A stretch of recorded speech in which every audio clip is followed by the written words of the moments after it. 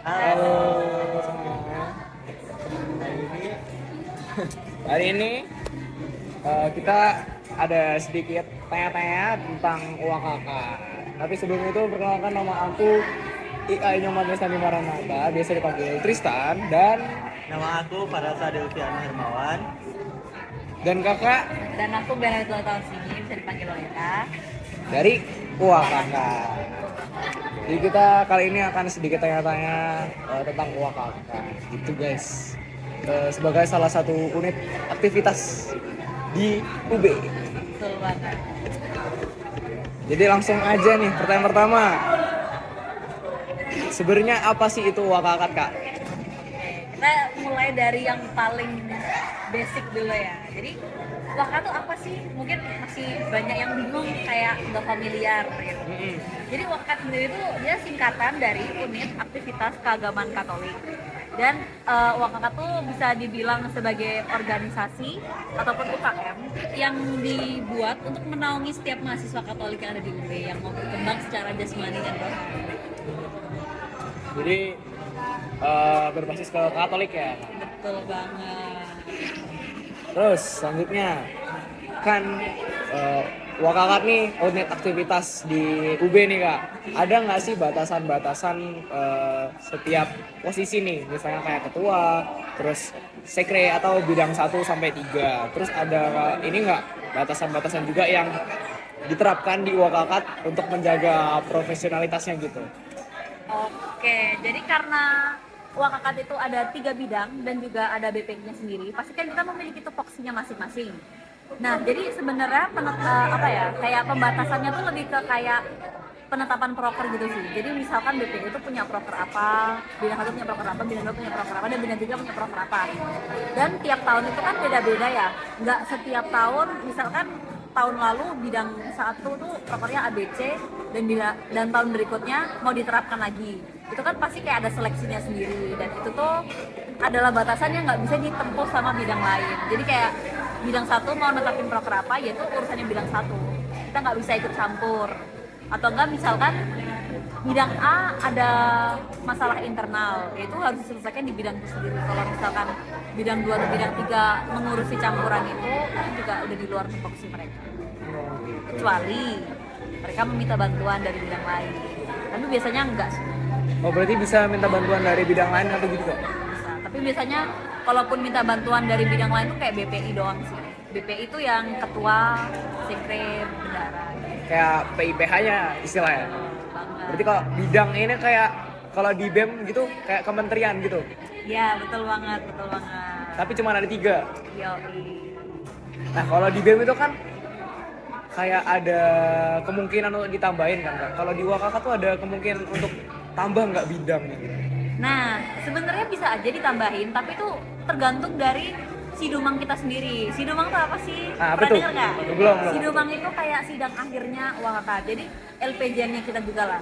Kan kalau di BEM kan namanya LPJ, kalau kita namanya sidumang. Jadi sidumang itu kita membahas dari awal sampai akhir periode itu kita ngapain aja, terus kayak outputnya apa, terus apa yang perlu dievaluasi, dan juga proses perombakan ADART itu sendiri dan pemilihan ketum. Nah, untuk tahun ini kapan? Hari Sabtu besok, dateng dong. Sabtu besok banget nih. Iya, Sabtu besok, dateng dong. Tuh, agaknya ada kesibukan lain nih. Jadi mohon maaf sedikit nggak bisa datang. Baik. Lanjut. 5. Oke, bagaimana WKK memastikan semua anggota memahami dan mematuhi batasan yang berlaku? Oke, jadi di Wakpat itu tiap bulan itu selalu ada rapat umum, rapat besar ataupun rapat bidang. Nah, biasanya tuh di rapat umum tuh pasti bakal dipaparin gitu loh, kayak apa aja yang boleh dilakukan, apa aja yang nggak boleh dilakukan, dan juga harusnya di rapat bidang tuh dipaparin ulang. Dan kita tuh juga udah ngirim ADART-nya di grup, dan kita juga meminta semua orang buat ngebacain. Dan kalaupun mereka baca pasti mereka paham lah, karena kayak nggak seribet itu kok, mudah dimengerti ya, kayak norma-norma pada umumnya. Kalau nggak dipatuhin gitu ada sanksinya nggak? Biasanya dapat teguran aja sih dari grup. Oh, Ya. cuma teguran berarti. kayak sanksi misalnya kayak denda gitu nggak ada? Kalau sampai dendam. Tapi kalau misalkan parah banget bisa loh sampai dapat SP. SP ya? Tapi saat ini belum ada sampai sejauh ini. Sampai sejauh ini belum ada. Ah, puji Tuhan. Adanya hampir. Oh, hampir. Hampir. Waduh. Waduh. Gimana tuh kok bisa hampir tuh? Ya pokoknya ada salah satu masalah internal lah di mana salah satu oknum itu kayak agak memojokkan salah satu oknum juga. Jadi kayak saling pojok-pojokan. Gitu ya. Tapi udah dilakukan mediasi. Apa gimana? Sebenarnya sempat mau dilakukan mediasi, cuma oknum ini tuh selalu menghindar, bahkan kayak terkesan menantang gitu loh. Oh gitu. Ya jadi makanya ya kita mediasinya tuh langsung dari kita ke kabitnya. Jadi kabitnya yang menyampaikan ke oknum itu. Tapi untungnya hampir nih. Hampir nih. Alhamdulillah puji Tuhan. Lanjut. Oke, lanjut pertanyaan ke-6. Sumber daya apa yang menjadi kekuatan utama Wakakat? Lalu bagaimana bentuk nyata dari sumber daya tersebut? Oke, kalau sumber daya sendiri tentunya sumber daya manusianya ya. Iya. Jadi salah satu staf muda di Wakakat itu ada yang jadi ketua OMK. Itu kayak powerful banget. Ketua OMK tuh apa Kak? Mungkin yang lain belum tahu nih. Oke, jadi ketua OMK itu ketua yang menaungi organisasi mahasiswa Katolik dan itu tuh berpusat di gereja. Kalau Wakakat kan di Univ, kalau OMK di gereja. Jadi lebih luas lagi. Jadi apa sih kayak kenapa bisa dibilang powerful banget? Karena setiap kita mau ada peminjaman di WB atau nggak misalkan kita mau ada kolaborasi sama KMK Ijen, biasanya dibantu sama ketua OMK itu sendiri. Jadi kayak wah enak banget nih. Bahkan kapan hari itu kita sempat hampir berkolaborasi dengan gereja lain, cuma nggak jadi karena kesibukan. Berarti diberikan kemudahan karena ada koneksi lah, relasi gitu. Betul banget. Ya. Lanjut. Pencapaian apa yang pernah diraih sama Wakakat dan menjadi nilai lebih dalam Wakakat? Oke, jadi kalau pencapaian tahunan udah pasti proker unggulan kita ya, si Jambore Rohani itu sendiri. Kalau di tahun ini tuh hal yang menjadi nilai lebih dari Jambore adalah pendaftarnya tuh lebih banyak daripada tahun kemarin. Itu tuh karena anak-anak 25 tuh antusiasnya tinggi banget.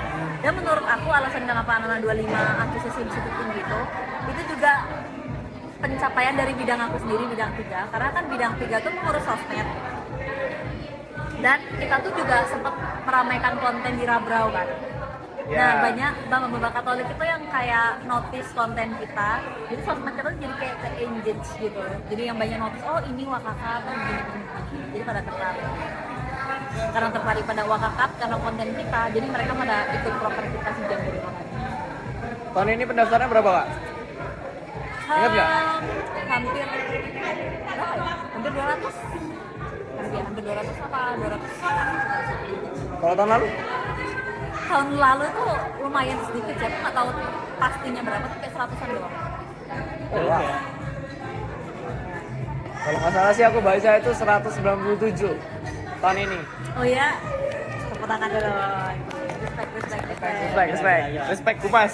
Iya, Mas. mas. Berarti kalau di persentase mungkin hampir 50% lah ya. Keren. Gacor. Ya sih emang kemarin yang di FYP TikTok itu kan. Pesona maba Katolik. Oh iya, Yes. itu video paling viral Itu jujur itu ramai banget sih. banget. Dan aku juga nggak expect akan seramai itu. Iya, like-nya sampai puluhan ribu, ratusan ribu gitu kan. Viewersnya hampir 500.000. Dan yang komen itu aku kira kan yang Malang-Malang aja kan. Luar Malang itu juga rame. Bahkan sampai apa ya, orang tuanya mahasiswa tersebut sampai komen. Oh iya? Iya, banyak Ada? banget. Ada. Bahkan kayak server lain pun juga notice kayak gila banyak banget anjir. Proud. Jujur aku nggak expect sih. Agak kecewa aja aku nggak di notice gitu. Oke.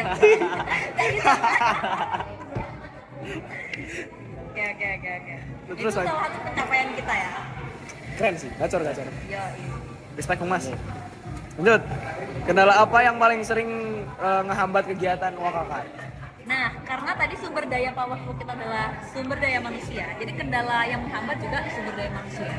Karena apa ya, semakin beriringnya periode itu pasti ada oknum yang semakin demok.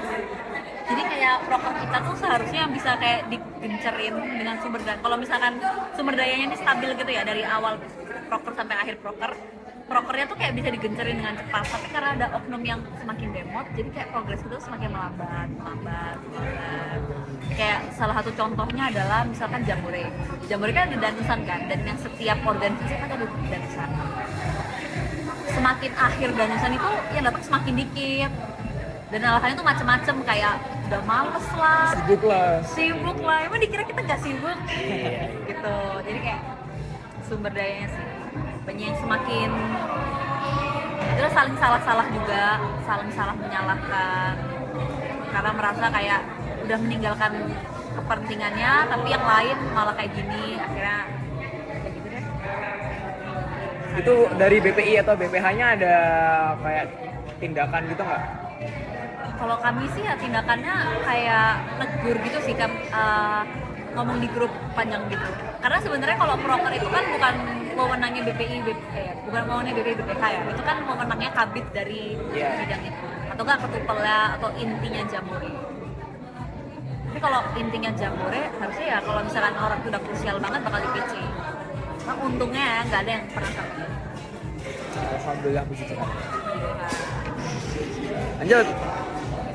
Ada 9 kan? Yep. Keterbatasan apa dalam fasilitas, dana, atau sumber daya manusia yang perlu ditingkatkan? Nah kalau ini aku yakin semua organisasi jawabannya sama sih. Dana. Yoi, dana. Di mana-mana dana tuh paling susah.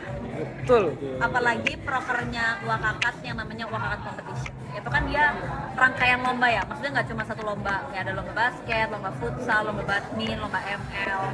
Dan itu tuh periodenya 1 bulan. Jadi tiap minggu tuh beda-beda kan lombanya.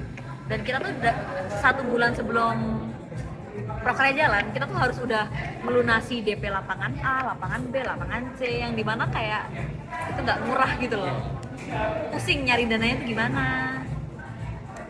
Karena kalau kita nggak segera DP, nanti direbut sama orang lain. Kan banyak juga yang mau nyewa kan.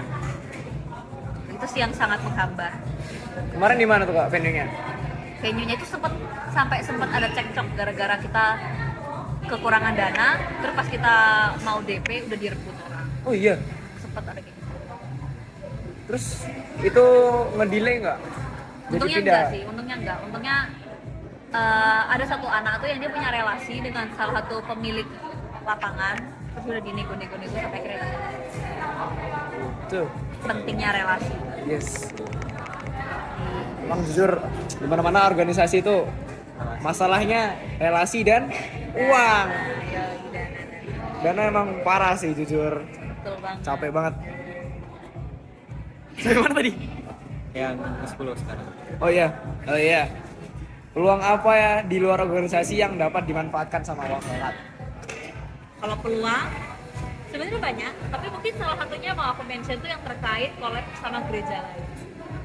Collab. Jadi kayak kapan hari itu karena kita ada si ketua OMK ini, dan aku tuh kan bidang 3 yang nge-PJ-in konten.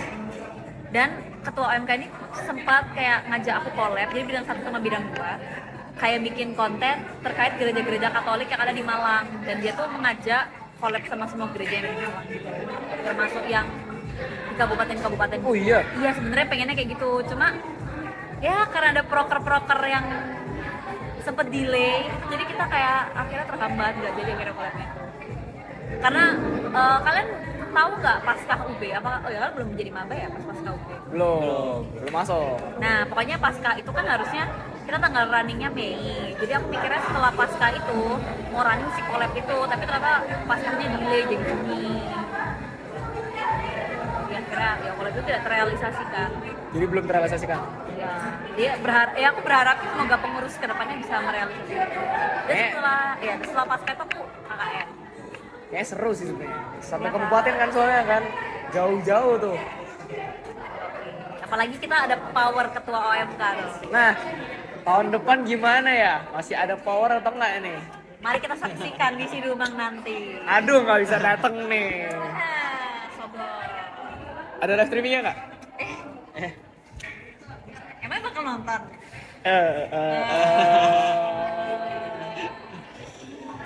Mikir-mikir. Lanjut. Ke-11.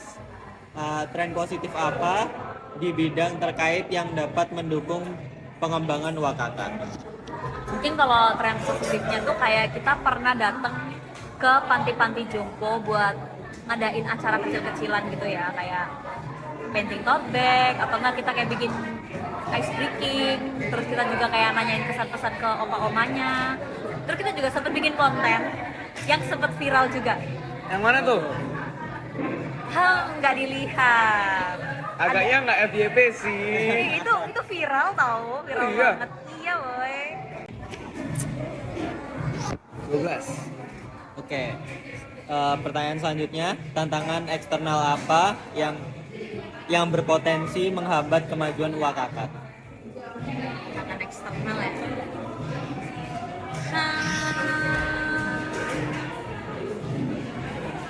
Ini sih kalau misalkan minat dari mahasiswa Katolik itu turun, ya kita nggak bisa membangun Wakakat lagi karena sebenarnya sempat anak 24 itu minat terhadap Wakakat itu sempat turun dan kita kayak bingung, jadi ini kalau terlalu sedikit apakah kita bisa membangun Wakakat yang sebagus itu, karena kan kekurangan sumber dayanya kan.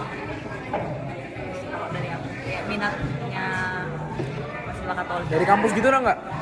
Dari kampus gitu ada nggak? Tantangan dari kampus. Iya. Ini sih kayak surat-surat dari rektorat gitu. Kayaknya itu masalah umum sih, Masalah jujur. universal. Betul.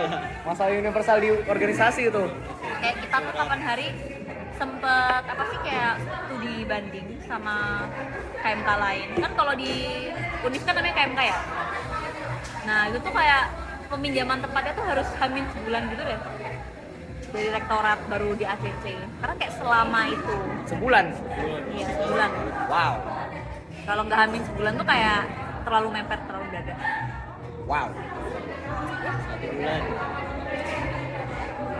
Nah kalau BEM berapa lama? Itu harus di follow up terus ya? Ya. Wow. Kalau BEM berapa lama? Paling lama. Aku paling lama kemarin minjem gedung. Paling lama minjem lantai 7 buat pemilwa itu 2 minggu. Ya masih lebih manusiawi. Iya. Tapi hampir 3 minggu tuh. Ya, mirip-mirip lah kalau hampir Iya, 3 minggu. untungnya di backup sama SAWD tuh. Kalau nggak tahu sih. Next. Perubahan juga mirip-mirip nggak sih sama tantangan eksternal? Apa? Perubahan juga mirip-mirip sih apa? Iya sih. Perubahan di luar.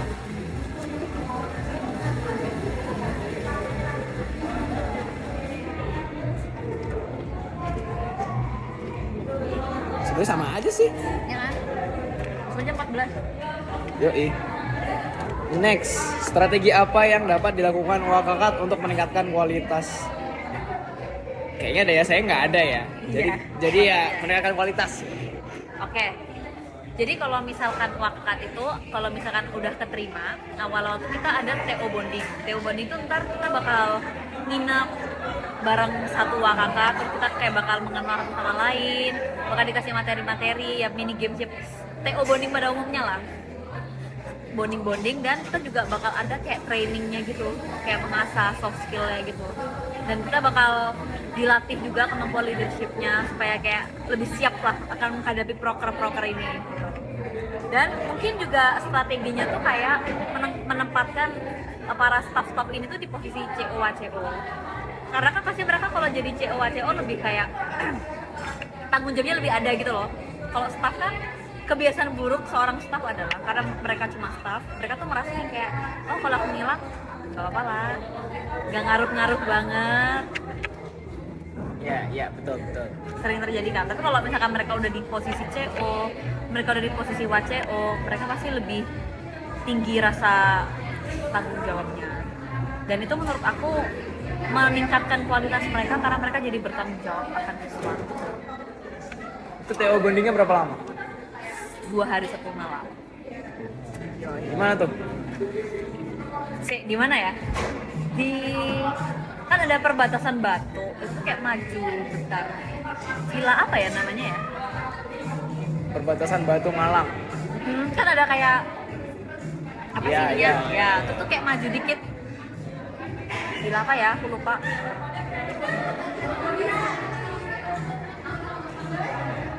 You know? Oke. Kayaknya. Ya, pokoknya. Oh, Nolder juga di situ kemarin. Oh, ada Nolder. Iya. Wow, gacor. Habis. Habis. Editor sejati. Betul. Enggak juga. Berarti nanti dia yang edit. Ah, Ini dia yang edit. foto-fotonya juga gacor sih. Kenapa masuk? Iya, kenapa nggak masuk filter? Oh, iya. Oke, next. Las. Oke, last pertanyaan.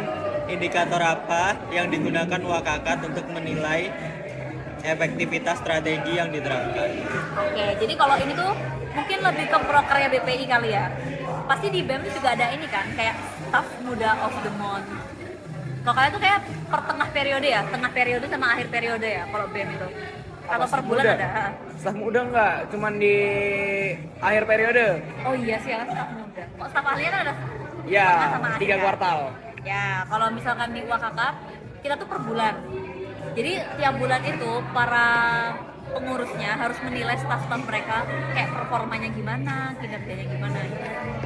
Dan kita bakal ngasih penghargaan juga buat orang-orang yang kinerja bagus. Jadi nanti muka mereka akan muncul di IG-nya Wakakap, di feed-nya Iya, Wakakap. iya, aku tahu. Anjay. Dan selain itu juga ada penilaian dari Depertim. Depertim itu apa sih? Depertim itu Dewa Pertimbangan. Jadi dia tuh yang menilai Wakakat secara keseluruhan. Nah, Depertim itu tuh tugasnya menilai proker-proker Wakakat, menilai pengurus-pengurus Wakakat, apakah udah sesuai apa belum. Berarti kayak PJMO atau Paro. Ya, bisa. Jadi kita dari penilaian-penilaian SM, dari penilaian-penilaian Depertim.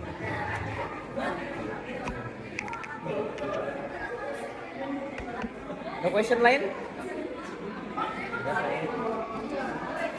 Cukup singkat sepertinya kali ini. Yoi banget. Kita give applause dulu untuk Wakakat. Sudah ada perkembangan dari tahun sebelumnya. Yoi banget bro. Pamerin dulu dong pinnya, PDH. Aduh, agak banyak ya pinnya. Pinnya agak banyak tuh. Bidang mana tuh yang ngurus? Bidang yang ngurus. Agak ditunjukin. Bidang yang ngurus. Ya. Yoi. Keren. Kita jadi lebih tahu tentang Wakakat kan, karena ya kita belum tahu banyak lah tentang UKM di UB kan. Apalagi kita sebagai maba, jadi kita belum tahu nih. Dapat info langsung dari A1-nya nih. A1 bintang 3. Bintang Goks. Goks. Jangan lupa join Wakakat. Aduh, promosi agaknya ya. Jangan lupa join Wakakat. Ya, boleh kok guys. Kalau kalian merasa diri kalian Katolik dan kalian nggak sibuk, mau menyibukkan diri, Wakakat jadi pilihannya. Tari Tristan. Hey. Saya nggak tahu nih. Oh gitu Tristan, jadi kamu lebih memilih yang lain. Parah sih. Anda server sebelah dia. Parah. Anda sebelah dia. Nah, mungkin kita cukup sekian dulu guys. Closing statement, silakan. Silakan Anda. Ya, pokoknya kita cukup sekian ya. Ternyata lumayan lama. 27 menit nih ternyata nih. Nggak kerasa ya. Nggak kerasa. Banyak bloopersnya. Iya. 27 menit kita asik sih. Kita kasih pas lagi. Terima kasih Kak Loli udah mau menyempatkan diri untuk diwawancarai Yoi. sebagai BPH bidang 3 mewakili Wakakat kan. Ya, terima kasih terima kasih. Udah guys. Sekian, terima kasih. Bye bye.